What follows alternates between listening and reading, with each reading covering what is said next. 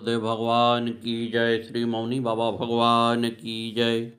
आज की कथा में श्री मनु जी की कथा, श्री नरहरिदास, श्री प्रहलाद जी की कथा, श्री जनक जी की कथा सुनाई जाएगी।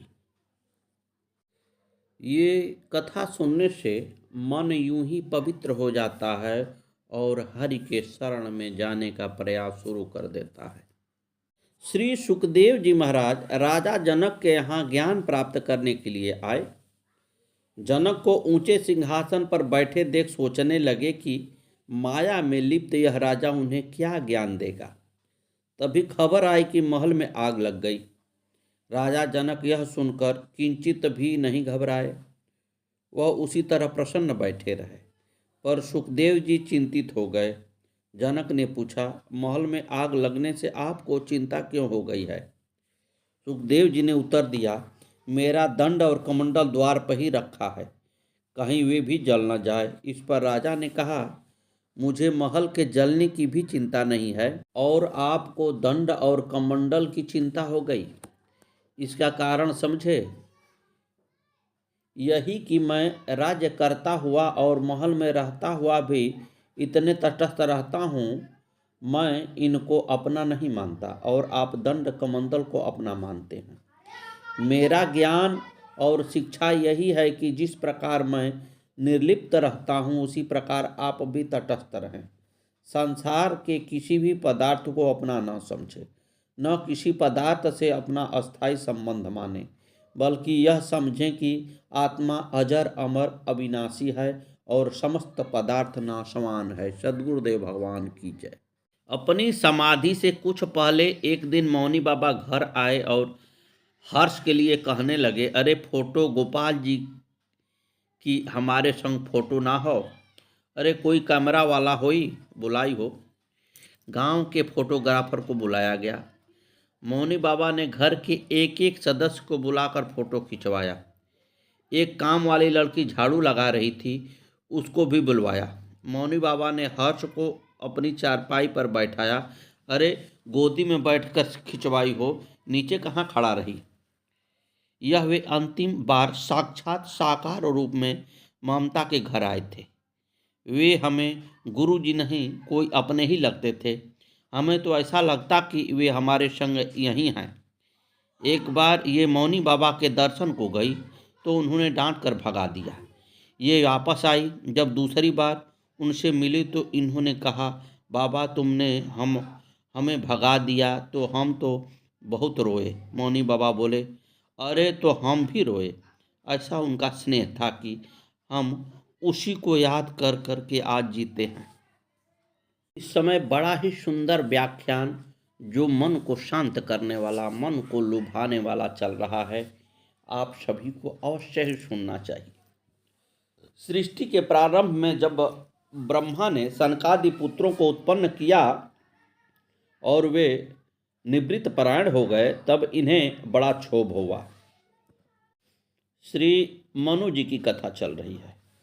इस क्षोभ के कारण ब्रह्मा रजोगुण और तमोगुण भी अभिभूत हो गए। इससे ब्रह्मा के दाहिनी अंग से स्वयंभुव मनु की और बाएं भाग से शतरूपा की उत्पत्ति हुई। स्वयंभुव मनु ने जब तपस्या के द्वारा शक्ति संचय करके सृष्टि की अभिवृद्धि करने की आज्ञा प्राप्त की, तब उन्होंने अपने पिता ब्रह्मा के आदेशानुसार सकल कारण स्वरूपिणी आद्या शक्ति की आराधना की। इनकी आराधना से प्रसन्न होकर भगवती ने वर याचना की प्रेरणा की। स्वयंभुव मनु ने भगवती से बड़े विनम्रता पूर्वक कहा, यदि आप मुझ पर प्रसन्न हैं तो ऐसी कृपा कीजिए जिससे प्रजा की सृष्टि कार्य निर्विघ्न चलता रहे। देवी ने तथास्तु कहा और अंतर्धान हो गई। इसके बाद मनु ने ब्रह्मा से एक उपयुक्त स्थान के लिए प्रार्थना की। ब्रह्मा ने मनु को भगवान विष्णु की शरण लेने का उपदेश किया। इसी समय भगवान 12 रूप धारण करके ब्रह्मा की नासिका से निकल पड़े और थोड़े ही समय में बड़ा विकराल रूप धारण करके भीषण गर्जना करने लगे। उस समय सभी देव दानव ऋषि मुनि उनकी महिमा का गान करने लगे। उनकी स्तुति से प्रसन्न होकर भगवान ने जलमग्न पृथ्वी का उद्धार और उनकी स्थापना की। स्वयंभू मनु पृथ्वी पर रहकर सृष्टि कार्य करने लगे। पहले उनके प्रियव्रत उत्तानपाद नाम के 2 तेजस्वी पुत्र एवं आकुति, देवहूति और प्रसूति नाम की 3 कन्याएं हुईं। उत्तानपाद से ध्रुव जैसे भागवत भक्त प्रकट हुए और इनकी देवहूति नामक कन्या से स्वयं भगवान ने कपिल रूप में अवतार ग्रहण किया। भगवान के आज्ञा अनुसार राज्य करते हुए उन्होंने भृगुवादी ऋषियों का बाज बनाकर अनेक प्रकार के धर्मों और नीतियों का प्रचार किया तथा संपूर्ण मानव जाति के लिए एक ऐसी सुंदर व्यवस्था की जिसके द्वारा अपने अपने अधिकारानुसार सब भगवान को प्राप्त कर सकें। अंत में इनके मन में यह बात आई कि घर में रहकर विषयों का भोगते भोगते बुढ़ापा आ गया, किंतु इन विषयों से वैराग्य नहीं हुआ। भगवान के भजन बिना जीवन का यह अमूल्य समय यूं ही बीत गया, यह सोचकर उन्हें बड़ा दुख हुआ। यद्यपि पुत्रों ने उन्हें घर में रहकर राज्य रहने की सलाह दी, फिर भी उनके विरक्त हृदय ने पुत्रों की एक भी सलाह नहीं मानी। अंततः पुत्रों को राज्य दे वे अपनी पत्नी शतरूपा के साथ घर से निकल पड़े। नैमिषारण्य में जाकर इन्होंने ऋषि मुनियों का सत्संग प्राप्त करके समस्त तीर्थों में स्नान किया, देवताओं के दर्शन किए और फिर बलकल वस्त्र पहनकर हविष्य भोजन करते हुए शरीर की और संसार की परवाह छोड़कर द्वादक्षास मंत्र का सप्रेम जप करते हुए भगवान के चिंतन में लग गए। उनके मन में एकमात्र यही अभिलाषा थी कि इन्हीं आँखों से भगवान के दर्शन हो। इस तरह बड़ी कठोर तपस्या करते करते हजारों वर्ष बीत गए। इस बीच कई बार ब्रह्मा विष्णु महेश इनके पास आए और इन्हें वर देने के लिए बड़े बड़े प्रलोभन दिए, परंतु ये तनिक भी विचलित नहीं हुए। शरीर सूख कर कांटा हो गया, केवल हड्डी ही हड्डी अवशेष रह गई, परंतु इनके मन में तनिक भी व्यथा का अनुभव नहीं हुआ। महाराज स्वयंभू मनु और शतरूपा की इस अनन्य तपस्या को देखकर बड़ी ही गंभीर और भगवत कृपापूर्ण आकाशवाणी हुई कि तुम्हारी जो इच्छा हो वह वर मांग लो। भगवान की यह अमृत भरी वाणी सुनकर उनका शरीर सर्वांग सुंदर और हृष्ट पुष्ट हो गया, सारा शरीर पुलकित हो गया, हृदय प्रेम से भर गया और उन्होंने दंडवत करके भगवान से प्रार्थना की, प्रभु आप बड़े भक्त वत्सल हैं। ब्रह्मा शंकर और विष्णु भी आपके चरण धूल की वंदना करते हैं। यदि आप मुझ पर सचमुच प्रसन्न हैं तो आपका वह स्वरूप जो शिव के हृदय में निवास करता है, काकभूषुंडी जी जिनका ध्यान करते हैं और वेदों में जिसे सगुण होते हुए भी निर्गुण और निर्गुण होते हुए भी सगुण कहा गया है, यही स्वरूप हम अपनी इन्हीं आँखों से देखें। उनकी प्रेम से भरी यह बात को बड़ी प्रिय लगी और भगवान उनके सामने प्रकट हो गए। दंपति का ध्यान टूटा और उन्होंने भगवान श्री राम की ओर देखा। भला भगवान की उस मधुर मई मुस्कान, सुंदर शरीर का कोई क्या वर्णन कर सकता है। आदि शक्ति भगवती सीता और पुरुषोत्तम भगवान राम की अनूप रूप राशि को देखकर उनकी आंखें निनिमेष हो गईं। उन्हें तृप्ति नहीं होती थी। आनंदातिरेक से शरीर की सुध बुध जाती रही और बिना सहारे की लकड़ी की भांति उनके चरणों में गिर पड़े। भगवान ने उन्हें बलात् उठाकर उनके सिर पर अपने कर कमल फेर कर अपने हृदय से लगा लिया। जब भगवान ने उन्हें धैर्य धारण कराकर वह वर मांगने की प्रेरणा की तो पहले उन्हें बड़ा संकोच हुआ, परंतु भगवान ने बहुत ढाढ़स देखने पर और यह कहने पर कि तुम्हारे लिए कुछ भी अदेय नहीं है, वे बोले, मैं आपकी सरीखा पुत्र चाहता हूँ। भगवान ने कहा, मेरे सरीखा तो मैं ही हूँ, अतः मैं ही तुम्हारा पुत्र बनूंगा। इसके बाद भगवान ने शतरूपा पर अपनी कृपा दृष्टि डाली और उनसे वर मांगने की प्रेरणा की। शतरूपा ने वह वर तो मांगा ही जो उनके पतिदेव ने मांगा था, साथ ही भक्ति जीवन की प्रार्थना की। भगवान ने बड़ी प्रसन्नता से कहा, इतना ही नहीं, तुम्हारे मन में जो जो रुचियां हैं सब पूर्ण होगी, इसमें संदेह नहीं। इसके पश्चात महाराज मनु ने ऐश्वर्य शक्ति के स्थान पर भक्त वात्सल्य रति पुत्र विषयक प्रेम की याचना की और कहा कि संसार के लोग चाहे मुझे मूर्ख ही क्यों न समझे, आप कृपा करके यह वर दीजिए कि आपके वियोग में मेरा जीवन रहे ही नहीं। इसके बाद स्वयंभू मनु दशरथ और उनकी पत्नी शतरूपा कौशल्या हुई। भगवान ने इनके पुत्र रूप में जन्म ग्रहण किया। इन पुण्य श्लोक आदिराज स्वयंभू मनु एवं उनकी पत्नी शतरूपा का चरित्र बड़ा ही विस्तृत है। इसका पूर्ण अनुशीलन तो इतिहास पुराणों में ही हो सकता है, यहाँ तो केवल उनका स्मरण मात्र ही किया जाता है। श्री रामचरितमानस बालकांड में इनके तप का प्रसंग वर्णित है। सुनिए श्री नरहरिदास श्री प्रहलाद जी की कथा।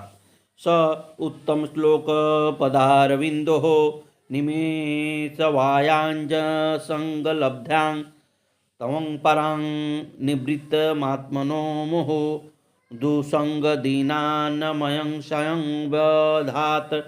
दैत्यराज हिरण्यकश्यप के 4 पुत्र थे। उनमें प्रहलाद अवस्था में छोटे थे, किंतु भगवत भक्ति तथा अन्य गुणों में सबसे बड़े थे। संसार में जितने भक्त हो गए हैं, प्रहलाद जी उन सब के मुकुटमणि हैं। वे बाल्यकाल से ही भगवान का नाम कीर्तन और गुण कीर्तन करते करते अपने आप को भूल जाते। कभी वे प्रेम में बेसुध होकर गिर पड़ते, कभी कीर्तन करते नाचते और कभी भगवान नाम का उच्चारण करते हुए दहाड़ मारकर रोने लगते।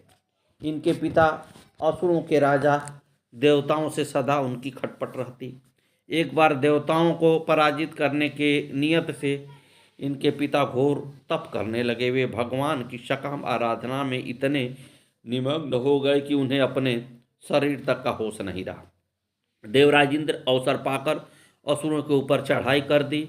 उन दोनों प्रहलाद गर्भ में थे। इंद्र ने असुरों को मार भगाया, उनकी पुरी को लूट लिया और प्रहलाद जी की माता को पकड़ कर ले चले। वह बेचारी गर्भवती दीन अबला रोती हुई चल दी। रास्ते में दयालु देव ऋषि नारद मिल गए। उन्होंने इंद्र को बहुत डांटा और कहा, तुम इसे क्यों पकड़ ले जा रहे हो? इंद्र ने कहा, भगवान मैं स्त्री वध नहीं करूँगा। इसके पेट में हिरण्यकश्यप का जो गर्भ है, इसके उत्पन्न होने पर मैं उसे मारकर इसे छोड़ दूंगा। देवर्षि ने अपनी दिव्य दृष्टि से देखकर कहा, अरे इसके गर्भ में परम भागवत पुत्र है, इससे तुम्हें कोई भय नहीं, इसे छोड़ जाओ। देवर्षि की आज्ञा पाकर इंद्र ने उसे छोड़ दिया। देवर्षि उसे अपने आश्रम ले गए। वहाँ लाकर वे प्रहलाद की माता का मन बहलाने के लिए भांति भांति का भागवत चरित्रों का कहा करते थे। गर्भ में स्थिर प्रहलाद जी ने माता के गर्भ में ही भक्ति का समस्त ज्ञान प्राप्त कर लिया था। पीछे हिरण्यकश्यप के आने पर प्रहलाद जी की माता घर आई और वहीं प्रहलाद जी का जन्म हुआ। ये जन्म से ही भक्ति की बातें किया करते थे। बच्चों में खेलते खेलते ये उन्हें भगवतमय कीर्तन का उपदेश किया करते और स्वयं सबसे कीर्तन कराते थे। 5 वर्ष की अवस्था होने पर हिरण्यकश्यप ने अपने गुरु के पुत्र षंड और अमर्क के यहाँ इन्हें पढ़ने भेजा, किंतु ये तो समस्त शास्त्र माता के पेट में ही पढ़ चुके थे। गुरु बताते थे कुछ, ये पढ़ते थे प्रभु प्रेम की पाटी। एक दिन पिता ने पूछा, तुमने जो सबसे अच्छी बात अब तक पढ़ी हो उसे बताओ। प्रहलाद जी बोले, सबसे अच्छी बात तो यही है कि इस सब प्रपंचों को छोड़कर भगवत भक्ति में शीघ्र से शीघ्र लग जाना चाहिए। अपने पुत्र के मुंह से भगवत भक्ति की बात सुनकर हिरण्यकश्यप बहुत क्रोधित हुआ। पुत्र को मारने दौड़ा। गुरु पुत्रों को भला बुरा कहा, जैसे तैसे समझा बुझाकर लोगों ने प्रहलाद को छुड़ा दिया। हिरण्यकश्यप ने यह कहकर कि अब कभी मेरे शत्रु विष्णु का नाम मत लेना, पुत्र को छोड़ दिया। प्रहलाद जी भला हरि नाम कब छोड़ने वाले थे? वे नए उत्साह के साथ भगवान कीर्तन में तल्लीन हो गए। अपने सहपाठियों से भी कहते, सच्चा पढ़ना तो भगवान की शरण में जाना ही है। सांसारिक पदार्थों के नाम पढ़ना अज्ञान की ओर बढ़ना है। वे दिन रात भगवान के नाम और गुणों का कीर्तन ही में निमग्न रहते। इनके पिता ने जब देखा कि यह किसी प्रकार भी भगवत भक्ति नहीं छोड़ते हैं तो उसने इन्हें सूली पर चढ़वाया, मदमत्त हाथी के नीचे डलवाया, अथाह जल में गले में पत्थर डालकर डुबाया, हलाहल विष का प्याला पिलाया, धधकती हुई अग्नि में जलवाया, पर्वत शिखर से गिराया, किंतु इनका बाल भी बाका नहीं हुआ। कांटों की सूली फूलों की सेज के समान सुगंध हो गई। हाथियों ने उठाकर पीठ पर बिठा लिया। जल के ऊपर पाषाण तैरने लगे। विष अमृत बन गया। अग्नि जल की भांति शीतल हो गई और उन्हें जलाने की इच्छा से ईंधन जलाकर बैठने वाली होलिका का स्वयं जलकर भस्म हो गई। पर्वत शिखर से ये हंसते हंसते नीचे आ गए। सारांश यह है कि कोई यातना इन्हें दुखी नहीं कर सकी।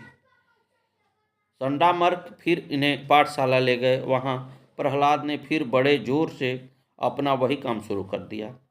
लड़के सब हरि कीर्तन करने लगे। चंडामर्क ने गुस्से में आकर कहा, या तो हमारी बात मान जाओ, नहीं तो कृत्या उत्पन्न करके हम तुम्हें भस्म कर देंगे। विश्वासी भगवत भक्त प्रहलाद क्यों डरने लगे? उन्होंने कहा, गुरुजी, कौन किसको मार सकता है और कौन किसको बचा सकता है? सब भगवान की लीला है। इस पर क्रुद्ध होकर चंडामर्क ने महान विकराल ज्वालामयी कृत्या को उत्पन्न किया। कृत्या ने प्रहलाद के हृदय में शूल मारा। भक्त भयहारी भगवान की शक्ति से सुरक्षित प्रहलाद की छाती पर लगते ही शूल टूक टूक हो गया। कृत्या परास्त होकर लौटी और दोनों ब्राह्मणों को मारकर स्वयं भी नष्ट हो गई। अपने कारण गुरुओं की मृत्यु होते देख प्रहलाद का संत हृदय पिघल गया। उन्होंने कातर कंठ से भगवान से बार बार प्रार्थना की और कहा कि मुझे मारने वाले, जहर देने वाले, सूली पर चढ़ाने वाले, आग में जलाने वाले, पहाड़ से गिराने वाले, समुद्र में फेंकने वाले, मनुष्यों से डसने वाले, सर्पों से, पैरों तले रौदने वाले हाथियों से यदि मेरे मन में कुछ भी द्वेष न हो, मैं सबको अपना आत्मा और मित्र ही मानता हूँ, किसी के भी अनिष्ट की जरा सी भी इच्छा न हो तो ये मेरे दोनों गुरु जी उठे। प्रहलाद की प्रार्थना से चंडामर्क जी उठे और प्रहलाद को आशीर्वाद देने लगे। क्षमाशील प्रहलाद की महिमा अनंत काल के लिए सुप्रतिष्ठित हो गई। संत की यही तो विशेषता है, वह बुरा करने वाले का भी भला ही करते रहते हैं।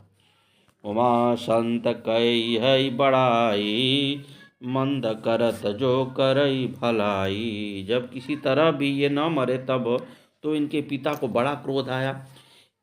एक खंभे से बांधकर हाथ में खड्ग लेकर वह इन्हें मारने को तैयार हुआ और बोला, अब बता तेरे भगवान कहाँ हैं? प्रहलाद ने निर्भीकता से कहा, भगवान सर्वत्र हैं, मुझ में, तुम में, खड्ग में और खंभ में, सर्वत्र वे श्री हरि व्याप्त हैं। हिरण्यकश्यप ने कहा, तब फिर इस खंभे में क्यों नहीं दिखते? इतना कहना था कि भगवान आधे मनुष्य और आधे सिंह के रूप में उस खंभे में प्रकट हो गए। उस अद्भुत नृसिंह रूप को देखकर हिरण्यकश्यप डर गया। भगवान ने जल्दी से उसे घुटनों पर रखकर उसका पेट फाड़ दिया। सब देवता प्रसन्न हुए। सभी ने भगवान की स्तुति की। भगवान ने प्रेम पूर्वक प्रहलाद को गोद में बिठा लिया, उसे खूब प्यार किया और वरदान मांगने को कहा। प्रहलाद ने कहा, प्रभु, मेरे पिता ने आपसे बैर किया था, इनकी दुर्गति न हो। भगवान हंसे और बोले, भैया, जिस कुल में तुम्हारे जैसे भागवत भक्त हुए हैं, उस कुल की 7 पीढ़ी पहली, 7 आगे की और 7 मातृपक्ष की, इस प्रकार 21 पीढ़ियां तो स्वतः तर गईं। तुम्हारे पिता भी तर गए। अंत में प्रहलाद ने भगवान में अहैतुक भक्ति का वरदान मांगा। भगवान ऐसा वरदान देकर और प्रहलाद का राज तिलक करके अंतर्धान हो गए।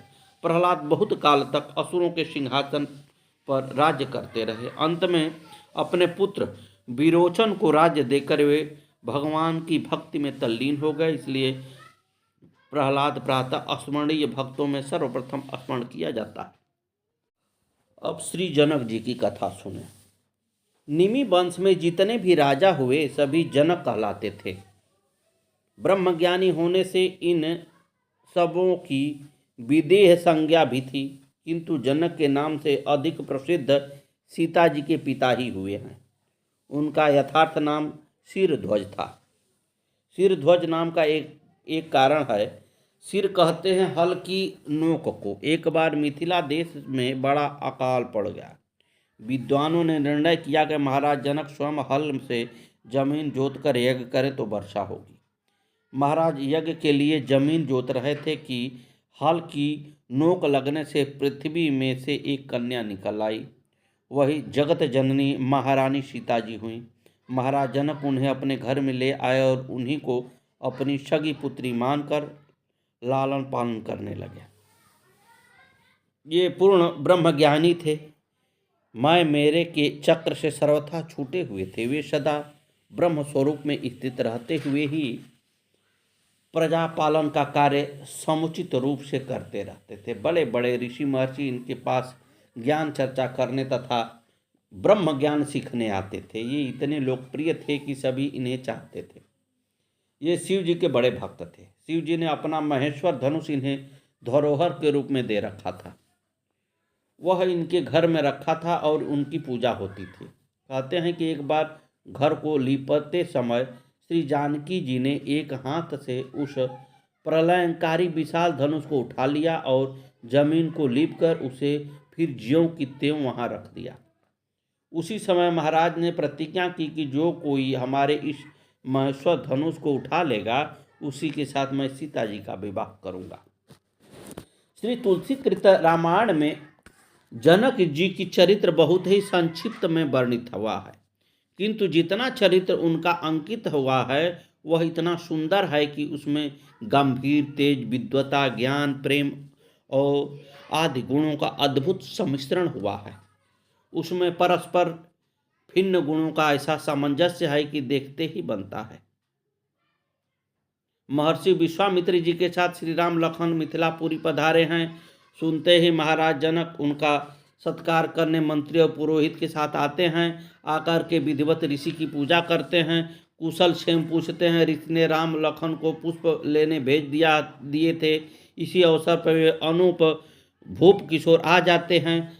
आहा, उन्हें देखकर ज्ञान शिरोमणि महाराज जनक की क्या दशा हो जाती है।